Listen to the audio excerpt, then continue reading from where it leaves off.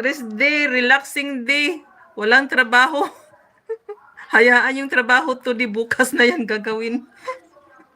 Walang linis, walang luto. Basta rest lang kayo dyan. Tunganga, magmuni-muni. Magmuni-muni, magkatunganga. Rest day natin. Rest day daw eh. O agang-aga pa lang nagluluto na. Tapos diretso na sa farm, naglilinis. Yan ang Labor Day. Labor Day nga. Work, work, work.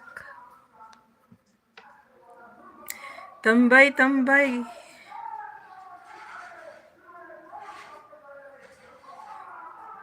Wala pang nag-live mula kanina. Shout out dyan. Ayun, kapatid Michael. Kabsat Michael. Kapatid na Luri. Ayan. Hello, Sir Michael. May love shout out. Like na. From Kulasa Mix Vlog. Sis Laura.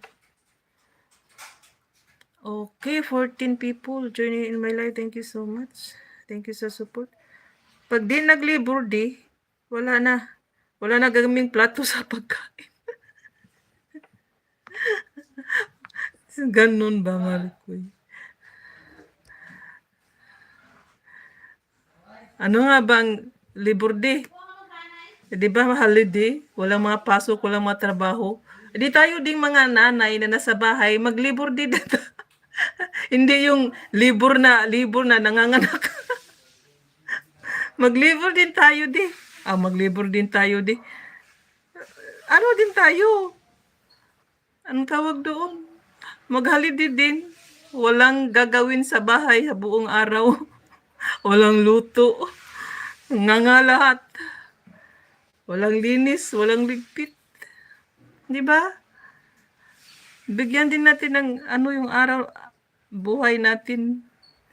Kasi araw-araw lang naman tayo nagtatrabaho sa bahay. Luto, kaukaw. So makikilibor din tayo.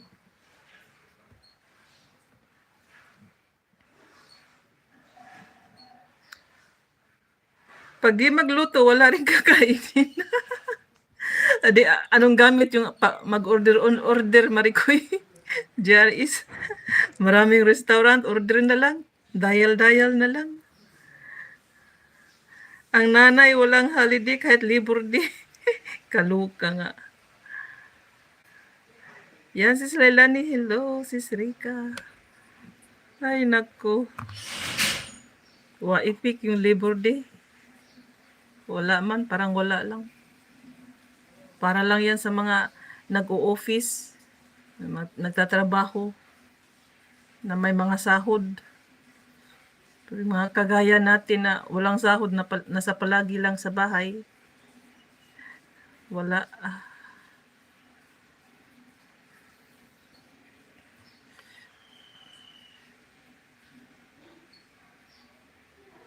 Sabayan nyo na ako mag-live, Marikoy. Baka gusto mo mag-zumba dyan.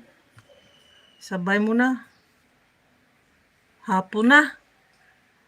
Alas 1:30. Hapon na sa Pinas. Bilis din ang araw eh. May 1 pa lang, ayun, bigla nang naghapon. Baka bukas bigla na yung mag-bir-bir. Ganun na lang kabilis yung araw. Takbo ng araw.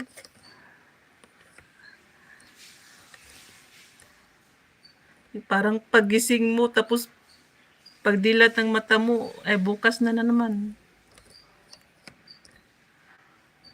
Ilis ka lang.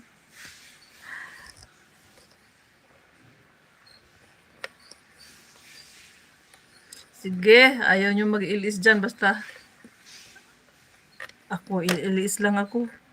Kasama na yan sa daily routine. Sa bahay. Anong tawag doon? Daily routine nga sa bahay. Kasama ko na yung pagla-live. Adubo, masarap. Pasyal muna kami. Ay, wow, sama kami. Nag-ulan dito kanina, host, kasi may May 1 na. Si ano ba yun? Tawag doon.